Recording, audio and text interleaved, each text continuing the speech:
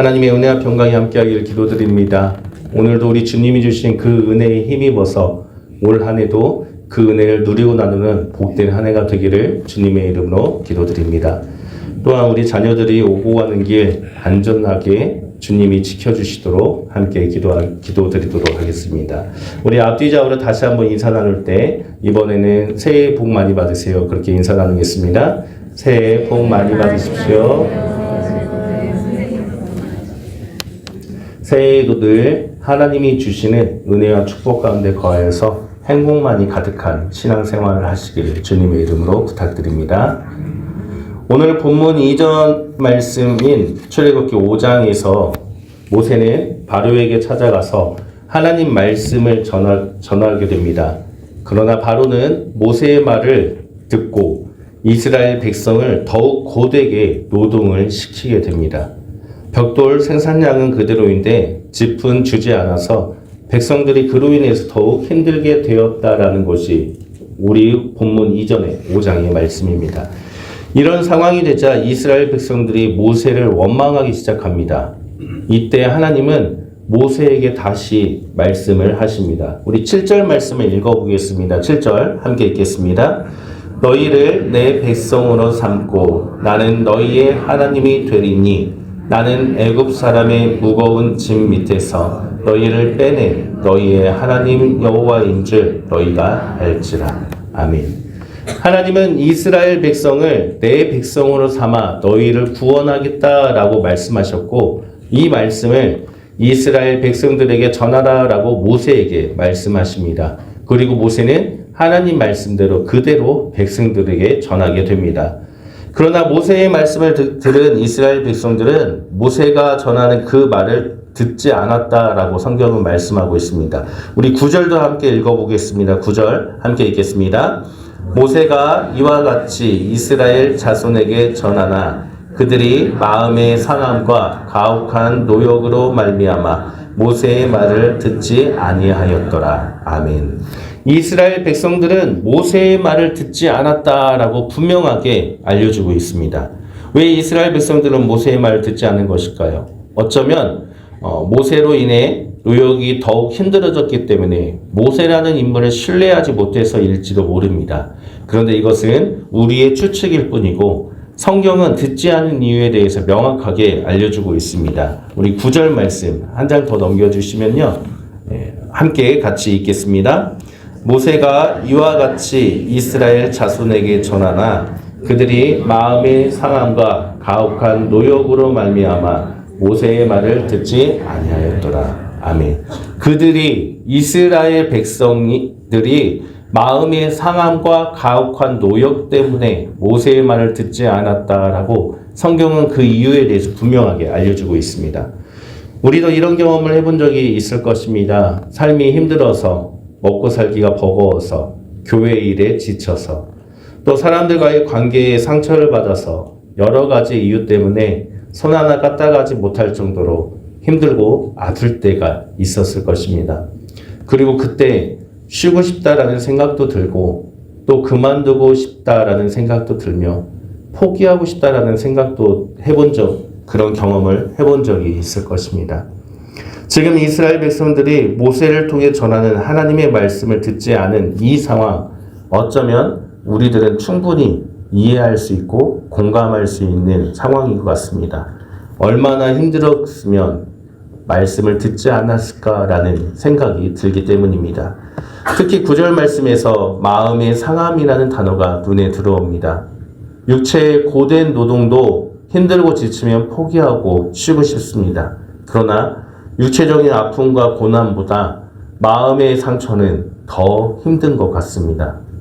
눈에 보이지 않아서 어디가 아픈지 어떻게 해야 마음의 상처가 치유받을 수 있는지 알 수가 없기 때문에 또 누군가에게 하소연하고 싶고 또 누군가가 이 마음의 상처를 알아주면 좋겠다라는 마음도 있지만 그 누구도 내 마음을 알 수 없기 때문에 더 힘든 것 같습니다. 마음의 상함이라고 번역한 이 히브리 원어를 보면은 숨이 짧아진 상태이다 라는 뜻을 가지고 있습니다. 숨, 호흡, 짧아지면 어떻게 됩니까? 숨이 가빠지고 가슴이 답답하고 여유가 없어지며 몸에 힘이 들어가지 않게 됩니다. 지금 죽을 것 같은 상태, 그것이 바로 마음의 상함이라는 뜻을 가지고 있는 겁니다. 더군다나 이것은 단순히 숨, 호흡의 문제가 아니라 우리의 영혼과도 직결되는 문제입니다. 왜냐하면 숨, 호흡, 마음이라고 번역한 이 히브리 단어 원어가 루아흐라는 단어를 쓰고 있는데 이 단어는 영을 뜻하기도 하기 때문입니다.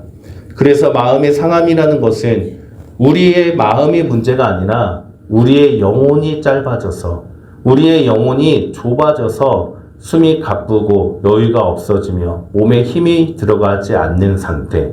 다시 말하면 지금 내 영혼이 죽을 듯한 상태. 그 상태이기 때문에 하나님의 말씀도 들리지 않았다라는 것입니다.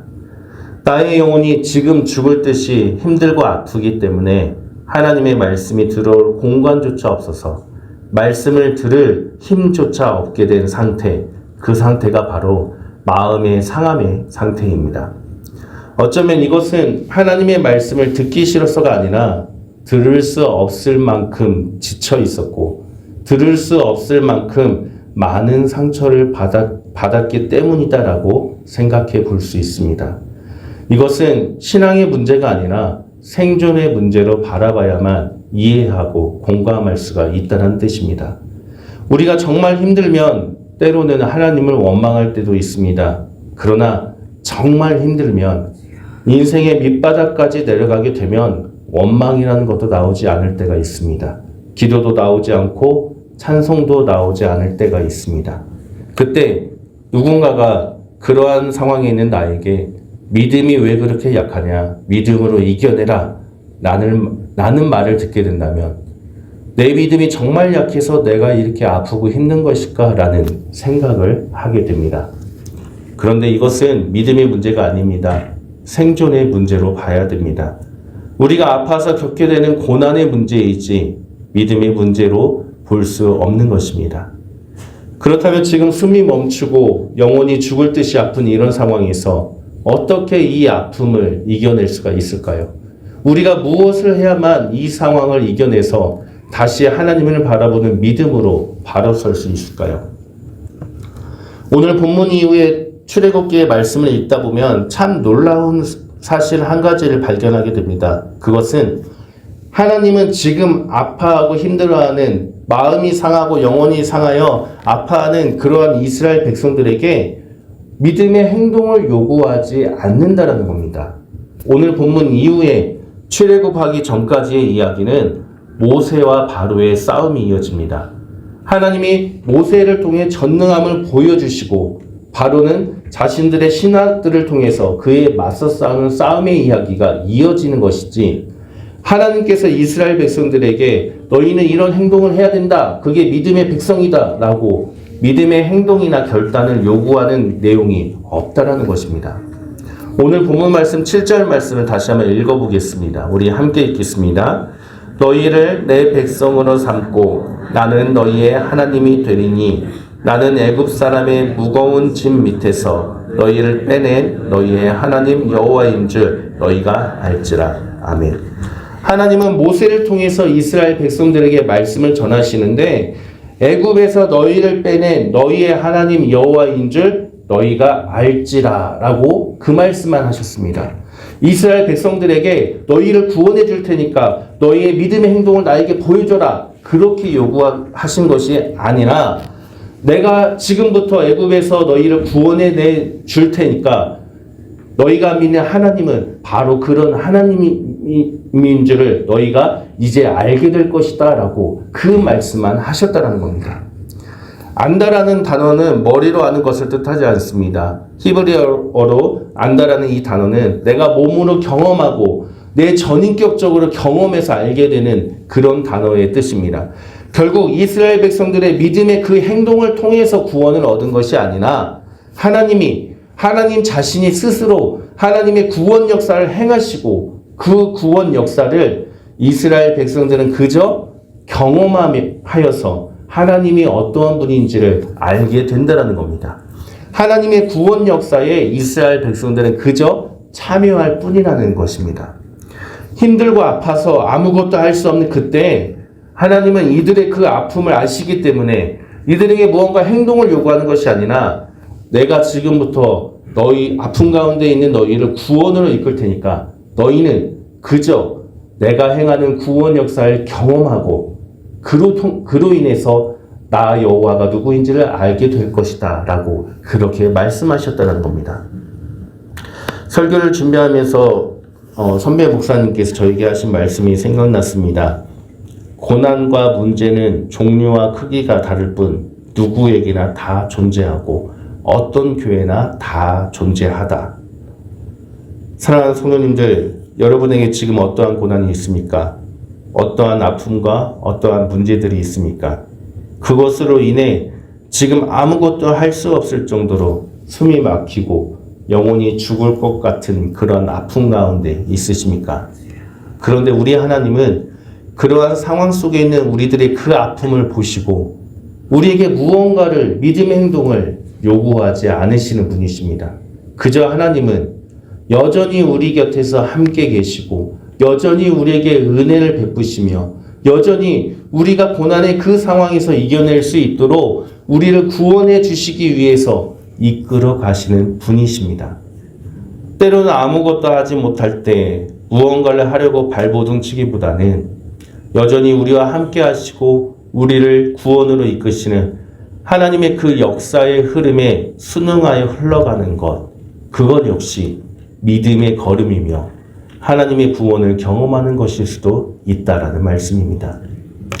저희 아버지가 바다 낚시를 참 좋아하십니다. 어쩔 때는 1박 2일, 어쩔 때는 새벽부터 저녁까지 연세가 좀 되셨지만 그렇게 여전히 낚시하는 것을 좋아하십니다.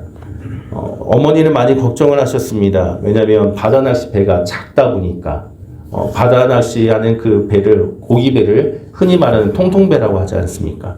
그래서 파도가 조금만 거세면 위험하다고 가지 말라고 그렇게 말리십니다. 그런데 그때마다 저희 아버지가 하신 말씀이 있습니다. 파도가 거셀 때 큰 배들은, 어설프게 큰 배들은 오히려 파도로 인해서 출렁거리다가 부셔질 수 있는데 이런 바다 낚시하는 통통배는 절대 전복되지 않아 라고 말씀을 하셨습니다. 왜냐하면 파도가 오면 부딪혀 맞서 싸우는 것이 아니라 파도가 밀면은 배가 작기 때문에 그 힘대로 그대로 밀려 흘러가기 때문에 부셔질 확률이 거의 없다라고, 물론 낚시를 위해서 하신 말씀이지만 그렇게 말씀을 하셨습니다. 우리 삶에 겪게 되는 아픔과 고난들, 그것을 이기기 위해서 믿음으로 서는 것 매우 중요합니다. 그러나 때로는 너무 아프고 너무 힘들다면 내 힘으로 이겨내려고 버티려고 발버둥치기보다는 때로는 하나님의 섭리의 그 물결에 순응하여 하나님의 섭리의 그 물결에 맡겨서 그 물결을 타고 가는 것도 하나님의 구원을 경험하는 방법이라는 것입니다. 지금도 여전히 우리에게 은혜를 베푸시는 하나님의 섭리 가운데 거하여서 그 섭리대로 흘러감으로 우리의 모든 아픔과 우리의 모든 고난을 이겨내시기를 주님의 이름으로 축원합니다. 그렇다고 모든 아픔과 고난의 책임을 하나님께 돌리면 된다라는 그러한 무책임한 말씀을 전하려는 것은 아닙니다. 발버둥 치기보다는 하나님의 은혜의 섭리를 느끼고 그 은혜 안에 거하는 것도 믿음이다라는 것을 말씀드리려는 겁니다. 우리가 하나님의 은혜의 섭리에 거하기 위해서 그렇다면 우리가 무엇을 해야 할까라고 했을 때 우리는 하나님이 어떠한 분인지를 바로 알고 있어야만 합니다. 그래야만 어떠한 아픔과 고난이 있더라도 그 풍파 속에서도 하나님은 이런 분이시기 때문에, 하나님에 대한 그 확신이 있기 때문에 하나님의 은혜에 우리의 삶을 맡길 수 있는 것이 아니겠습니까? 하나님은 이스라엘 백성들에게 너희를 구원하는 하나님인 줄 너희가 경험하게 되어서 내가 누구인지 알게 될 것이다 라고 말씀하시면서 하나님이 어떤 분인지 분명하게 알려주셨습니다. 우리 2절 말씀을 한번 같이 읽어보겠습니다. 2절 함께 읽겠습니다. 하나님이 모세에게 말씀하여 이르시되 나는 여호와이니라. 아멘. 하나님은 바로에게 말하였다가 호되게 당하여 돌아온 모세에게 찾아오셔서 절망 가운데 낙담하고 있는 그 모세에게 찾아오셔서 모세에게 가장 먼저 하신 말씀은 나는 여호와이다 라고 말씀하셨습니다. 나는 여호와이니라. 여호와라는 단어는 그 당시에 처음 불려진 단어고 이 단어는 사람이 감히 부를 수 없는 그런 단어였습니다. 여호와는 스스로 존재하시는 분, 스스로 일하시는 분이라는 뜻을 가진 단어입니다. 하나님은 하나님께서 스스로 판단하시고 일하시는 분이십니다. 가만히 멈춰 계시는 분이 아니시고 우리들이 어떻게 이 아픔을 이겨내는지 바라만 보는 분이 아니십니다. 스스로 일하시는 분이기 때문에 여호와 하나님은 이스라엘 백성들의 아픔을 들으실 때 스스로 판단하여 일하고 계십니다. 우리 5절 말씀을 읽어보겠습니다. 5절 함께 읽겠습니다. 이제 애굽 사람이 종으로 삼은 이스라엘 자손의 신음소리를 내가 듣고 나의 언약을 기억하노라. 아멘. 하나님은 이스라엘 백성들의 신음소리, 아픔의 고통의 소리를 들으셨을 때 스스로 일하시는 분이기 때문에 그에 반응해 주십니다. 어떻게 반응하십니까? 하나님께서 이스라엘과 맺으신 언약을 기억하심으로 아픔 가운데 있는 이스라엘 백성들에게 반응하였다라는 겁니다. 기억한다라는 것은 우리가 생각하는 단순히 암기하는 것을 뜻하지 않습니다. 기억하고 있다. 그런 뜻이 아니라 이 단어는 회상한다. 그때 일을 다시 생각한다라는 뜻도 있지만 더 나아가서 내가 그때 일을 기억하여서 내가 이제 행동을 하겠다라는 의미를 갖고 있는 단어입니다. 하나님께서 이스라엘 백성과 맺은 그 약속을 회상하여서 이제 하나님께서 구원의 행동을 너희를 위해서 행하실 것이다 라는 의미를 가진 단어가 기억한다라는 단어입니다. 하나님은 바라보고만 있는 분이 아니시고 스스로 하나님의 역사를 이끄시는 여호와이시기 때문이라는 겁니다. 우리가 너무 힘들 때, 너무 아플 때 아무것도 할 수 없을 정도로 지치고 때로는 죽고 싶다라는 생각이 들 정도로 그런 아픔 가운데 있을 때 주님은 그때도 여전히 우리와 함께 하시고 우리의 그 아픔을 듣고 계신다라는 겁니다. 주님은 여전히 우리의 아픔을 들으시고 우리에게 약속하신 약속을 기억하셔서 우리를 위해서 일하기 시작하신다라는 뜻입니다. 믿음으로 서려고 발버둥치기보다는 그렇기 때문에 때로는 여전히 우리와 함께 하셔서 우리를 구원으로 이끄시는 하나님의 그 은혜의 물결에 순응하여 가는 그것도 구원의 길임을 기억하시기 바랍니다. 단 하나님은 약속을 기억하시고 행하시는 분이시며 우리의 아픔을 여전히 듣고 계시는 여호와이다라는 것을 우리가 기억해야 하는 것을 여러분께서 기억하시길 바랍니다. 설교를 준비하면서 하나의 노래가 생각났습니다. 우리 한 장 넘겨주시면 가사가 있는데요. 오진 바람 긴긴 세월 한숨 싹이며 거친 산길 절룩이며 오시는 그대 앞에 떨려오는 마음 모두어 커다란 이 노래 부르리. 다음 장 보면 노래하라 우리 함께 손잡고 온누리 흘러넘치는 평화의 물결이 되자. 사랑하는 성도님들, 지금 우리의 삶이 아프고 힘들고 지칠지라도 여전히 우리 곁에서 우리를 구원의 물길로 이끄시는 여호와 하나님이 내 곁에 계시다라는 걸 믿으시기 바랍니다. 그리고 아픔과 고난의 상황에서 혼자 버티기보다 우리가 함께 손잡고 주님의 구원의 그 물결을 따라서 흘러가서 온누리의 평화의 물결을 전하는 주님의 몸된 교회가 되기를 주님의 이름으로 간절히 축원합니다. 함께 기도하겠습니다. 하나님, 당신을 믿고 따르는 길이 때로는 버겁고 지치며 상처받을 때도 있습니다. 우리의 모든 아픔과 고난의 상황 속에서 그럼에도 여전히 우리와 함께 하시는 하나님의 은혜의 물결을 따라 순응하며 살아갈 수 있도록 우리를 이끌어 주옵소서. 그리고 우리만이 아니라 그 은혜의 물결을 따라 흘러가서 운봉 지역과 이 땅 가운데 흘러보내어 모두에게 평화와 사랑의 물결을 보내는 우리들이 될 수 있도록 함께하여 주옵소서. 예수 그리스도의 이름으로 기도드립니다. 아멘.